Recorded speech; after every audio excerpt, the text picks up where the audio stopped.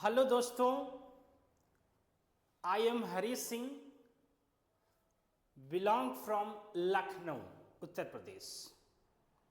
मेरा नाम हरी सिंह है, जो कि मैं लखनऊ उत्तर प्रदेश से बिलोंग करता हूं और मैंने ग्रेजुएशन लखनऊ यूनिवर्सिटी से किया और मैंने एमएससी एआईयू मणिपुर से कंप्लीट की है जूलॉजी सब्जेक्ट से। इसके साथ मैं पिछले लगभग 7 से 8 सालों से ऑफलाइन कोचिंग इंस्टीट्यूट में क्लास 11th और 12th प्लस नीट की बायोलॉजी टीच कर रहा हूं। इसी के साथ साथ पिछले 2 से 3 सालों से 2022 से और अभी करंट में भी मैं लखनऊ के इंटर कॉलेज में बायोलॉजी देख रहा हूं। इसलिए मैं पिछले कई सालों से बायोलॉजी पढ़ा रहा हूं और आज हम इसी चीज को समझाने के लिए बेटा आप सभी को अंडरस्टैंड कराने के लिए एक छोटा सा टॉपिक लेकर के आए हैं, डबल फर्टिलाइजेशन। डबल फर्टिलाइजेशन की अगर हम बेटा बात करें, टॉपिक बहुत बड़ा है लेकिन मैं कोशिश करूंगा बेटा आपको बहुत कम टर्म में बहुत छोटे शब्दों में समझाने की कोशिश करूंगा। सबसे पहले जो बेटा डबल फर्टिलाइजेशन है, जो बेटा डबल फर्टिलाइजेशन है, ये एक्चुअली में क्लास 12th का जो फर्स्ट चैप्टर है sexual reproduction of flowering plant, उसका एक टॉपिक है। वैसे तो sexual reproduction of flowering plant बेटा एनसीईआरटी के अनुसार दूसरे चैप्टर पे था, बट जो रिप्रोडक्शन इन ऑर्गेनिज्म चैप्टर था उसे डिलीट कर दिया गया है, इसलिए अब इसे प्राथमिकता हम पहले चैप्टर की देंगे। अंडरस्टैंड? तो इसमें हम क्या क्या पढ़ेंगे बेटा, सबसे पहले थोड़ा हम इसकी जो है हिस्ट्री पढ़ेंगे बेटा। उसके बाद बेटा हम इसमें सिंगैमी पढ़ेंगे बेटा क्या होती है। उसके बाद बेटा हम इसमें ट्रिपल फ्यूजन पढ़ेंगे। आई होप डबल फर्टिलाइजेशन बहुत अच्छा टॉपिक है और इसमें हम आपको कवर करेंगे बेटा इसका थोड़ा सा हिस्ट्री क्या है, इसका इतिहास क्या है और बेटा सिंगैमी क्या है और ट्रिपल फ्यूजन क्या है, और लास्ट में आपको एक लाइन में हम बता देंगे बच्चा फ्रूट क्या है। तो हम इसको अंडरस्टैंड करने से पहले आपको सबसे पहले एक बार बेहतरीन तरीके से सेशन को बेटा लाइव करिए और को अंडरस्टैंड करिए कि हम लोग एक लाइव क्लास के साथ ऑफलाइन भी पढ़ रहे हैं, क्योंकि ये क्लास बहुत इंटरेस्टिंग होने वाली है। बहुत कम टर्म में हम बहुत बेहतरीन तरीके से आपको समझाने की कोशिश करेंगे। चलते हैं, सबसे पहले हिस्ट्री की बात करते हैं। तो बेटा 1898 में एक साइंटिस्ट थे रसिया के रहने वाले, जिनका नाम था एसजी नवास्चिन। तो इसकी जो डिस्कवरी बेटा किया था, किसने किया था बेटा? नवास्चिन जी ने किया था बच्चा। किसने किया था बच्चा?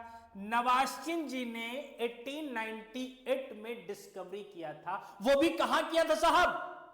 मेज प्लांट में किया था बेटा, मेज प्लांट में किया था। दैट इज कॉल्ड जिया मेज, जो कि एक प्रकार का मोनोकॉट प्लांट है। क्लियर है बेटा? अब बात करते हैं बेटा थोड़ा इसके हम जो है हिस्ट्री के साथ साथ जो डबल फर्टिलाइजेशन है, इसके is a characteristic property of flowering plant. Clear बच्चा? Flowering plants also known as angiosperm. बहुत अच्छे बच्चा। आवृत्ति बीजी या जो पुष्पीय पादप है उसका यह मुख्य लक्षण है डबल फर्टिलाइजेशन का पाया जाना। कई बार नीट में क्वेश्चन पूछा गया बच्चा कि यह किसका लक्षण है, तो आप बताएंगे एंजियोस्पर्म का लक्षण है। वैसे एंजियोस्पर्म एक बहुत बड़ा वैरायटी है जो कि plant kingdom chapter class 11th में आपको देखने को मिलेगा, चैप्टर नंबर 3 में, कि प्लांट किंगडम क्या होता है, जहां पर आप क्रिप्टोगैमी, फिनेरोगैमी और थैलोफाइटा, ब्रायोफाइटा, टेरिडोफाइटा, जिम्नोस्पर्म और एंजियोस्पर्म को पढ़ते हैं। लेकिन यहां पर हम चूंकि बात कर रहे हैं डबल फर्टिलाइजेशन की, तो हम इसी को लेके बेटा बात करेंगे। क्लियर हो गया? पहला पॉइंट डिस्कवरी नवासिन ने 1898 में मेज प्लांट में किया। मेज क्या है? जिसका बोटेनिकल नेम जिया मेज है बेटा, और यह कैरेक्टरिस्टिक प्रॉपर्टी है या मुख्य लक्षण है आवृत्ति बीजी पादपों का, that is called angiospermic plant या फ्लावरिंग प्लांट। आई होप इतनी बात क्लियर हो गई होगी। बहुत अच्छे बेटा। नेक्स्ट बेटा बात करते हैं हम इसी बात को, और स्टार्ट करने से पहले एक बार फिर से हम कहेंगे कि आप बेहतरीन तरीके से इसको समझें। क्लियर है बेटा? अब नेक्स्ट बेटा हमारा जो टॉपिक है आपको अभी मैंने बताया सिगगैबी। अब इससे मान लीजिए कोई एक फ्लावर है। क्लियर है बेटा? कोई एक फ्लावर है, बहुत ध्यान से समझना है बच्चा। ये एक फ्लावर है, ये एक बेटा क्या है? फ्लावर है। अब यहां पर बेटा इस फ्लावर के साथ ये लगे हुए हैं आपके एंड्रोसियम। क्या लगे हैं बेटा? एंड्रोसियम। ये क्या है बच्चा? एंड्रोसियम। ये क्या है बच्चा? एंड्रोसियम। बहुत अच्छे। ये क्या है बेटा? थैलेमस। ये क्या है बेटा? Thalamus. This is called thalamus. ये क्या है बेटा? थैलेमस। ये क्या है बच्चा? This is ovary. This is ovary. This is androecium. This is androecium. ये क्या है बच्चा? एंड्रोसियम है। ये क्या है बच्चा? This is style. This is style. ये साहब वो वाली स्टाइल नहीं है, ये स्टाइल बेटा गाइनोसियम की है। और बेटा ये क्या है? This is stigma. This is stigma. और ये क्या है बेटा? एंथर। ये क्या है बेटा? एंथर। तो एंथर फिलामेंट जिसे हम एंड्रोसियम कह रहे हैं, इसे एंड्रोसियम कह रहे हैं। ये कि मेल पार्ट होता है बेटा, या मेल सेक्स ऑर्गन होता है जिसे हम एंड्रोसियम कहते हैं। और इस एंड्रोसियम का ये जो बेटा नीचे की ओर ये लॉन्ग सिलेंडर लाइक स्ट्रक्चर है, इसे हम फिलामेंट कहते हैं बेटा। और इस पर जो बाइलोब स्ट्रक्चर होता है उसे हम बच्चा एंथर कहते हैं। और जो गाइनोसियम है इसके 3 पार्ट होते हैं। स्टिग्मा बेटा ऊपर होता है जो कि बाइलोब्ड एक तरीके से घुंडी के फॉर्म में देखने को मिलता है, और स्टाइल बेटा लॉन्ग ट्यूब लाइक स्ट्रक्चर होता है, और ओवरी बेटा बेसल स्वेलन पार्ट होता है जिस थैलेमस के ऊपर सस्टेन करती है। क्लियर है? तो अब पॉलिनेशन, आफ्टर पॉलिनेशन क्या होगा? मान लीजिए एंथर, ये आपका बेटा जो है ये क्या है बेटा? एंथर है। ये क्या है बेटा? एंथर है।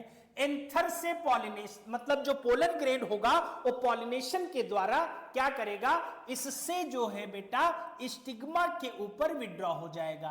तो that process is called pollination. Pollination होने के बाद इस पोलन ग्रेन में जर्मिनेशन होगा। अब जर्मिनेशन होने के बाद एक पोलन ट्यूब निकलती है। क्योंकि मेरा टॉपिक डबल फर्टिलाइजेशन है तो मैं उसी पे चलूंगा। अब बेटा ये जो पोलन ट्यूब है ये क्या करेगी?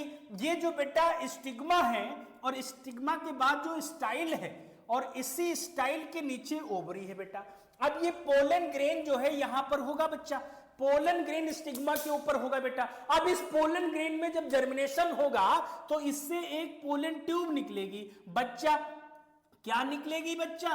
पोलन ट्यूब निकलेगी बच्चा। ये पोलन ट्यूब है साहब। अच्छा साहब, और ये बेटा जो ओवरी है, ओवरी के अंदर होता है बेटा ओयूल। क्या होता है बेटा? ओयूल। और ओयूल के अंदर बेटा क्या है?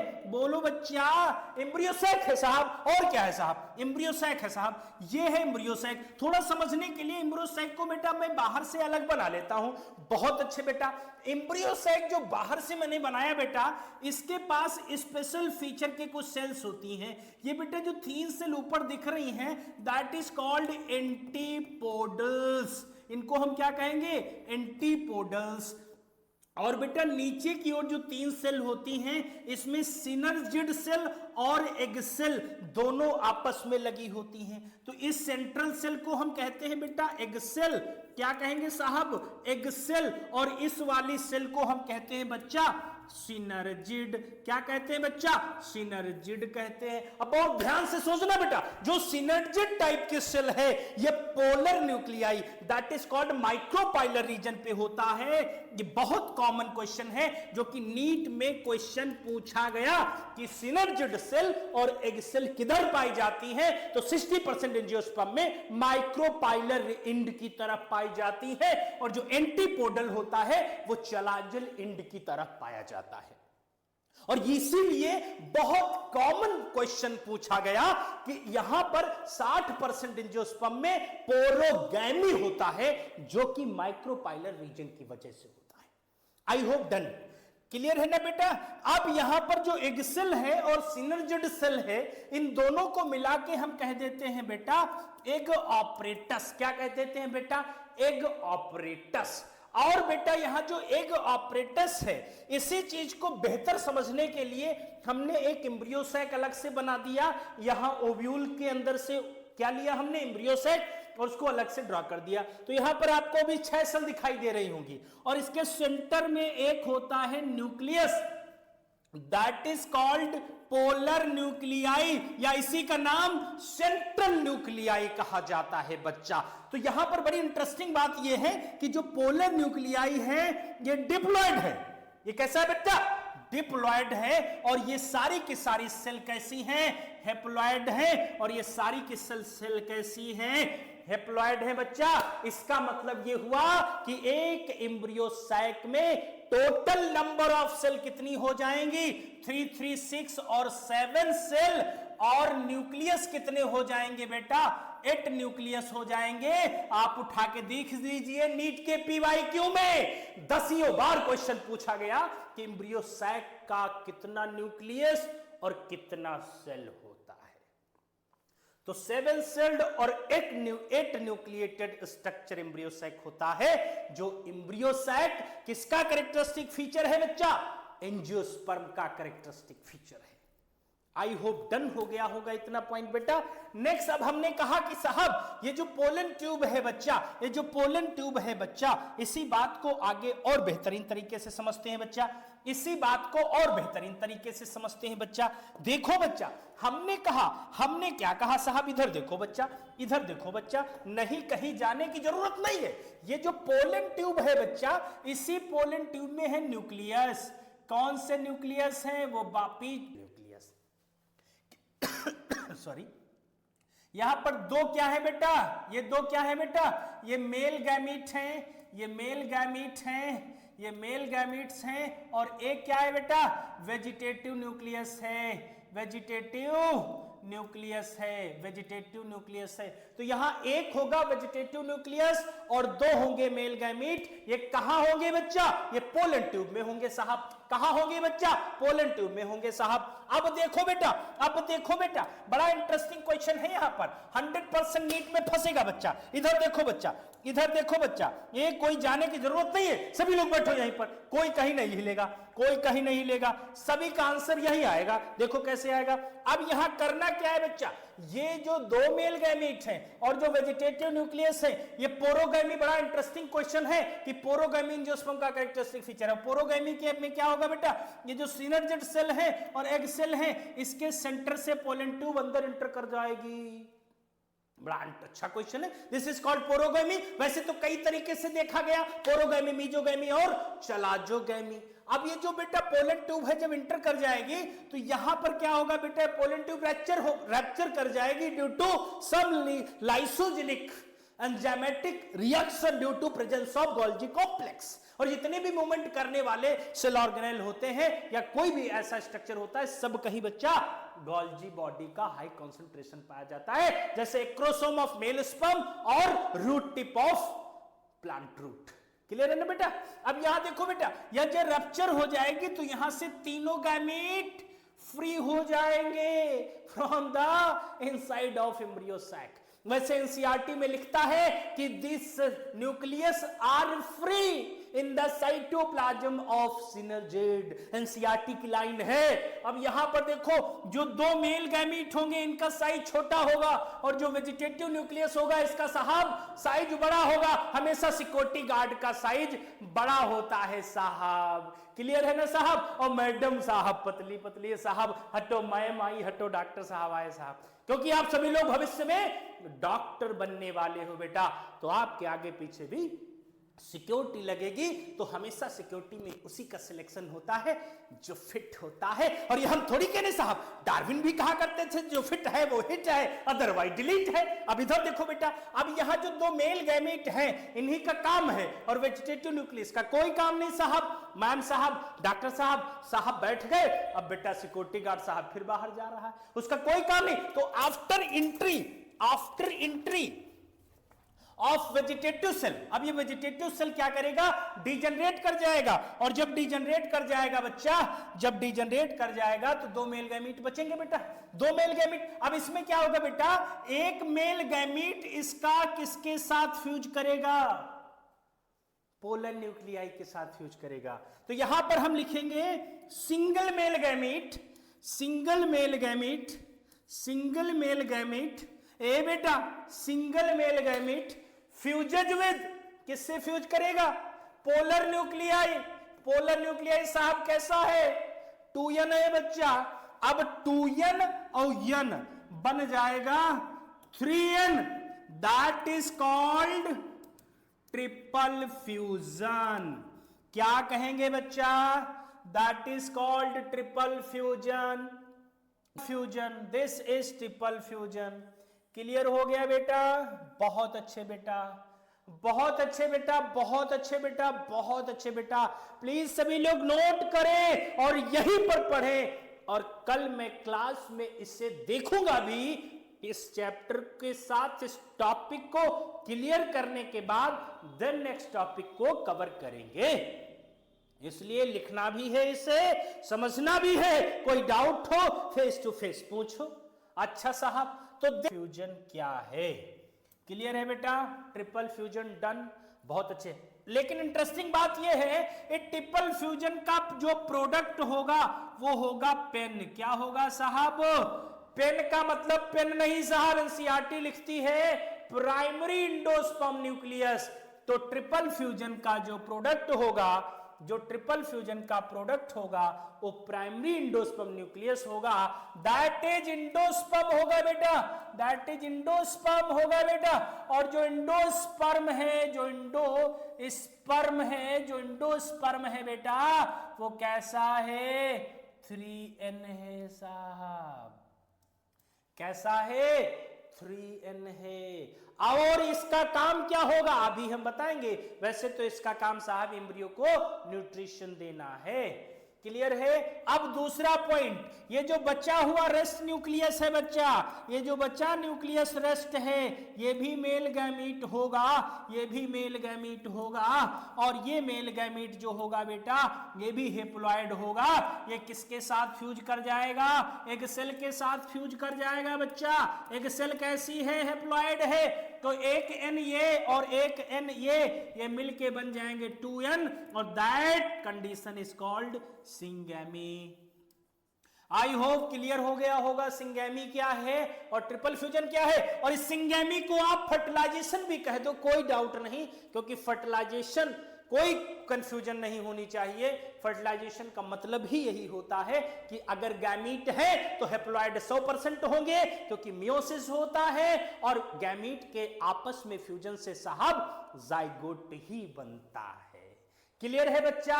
ए बच्चा समझ में आया कि नहीं? अरे आया तो सेशन को भाई साहब आगे बढ़ाओ, क्यों नहीं साहब? अरे साहब क्या बात है बच्चा।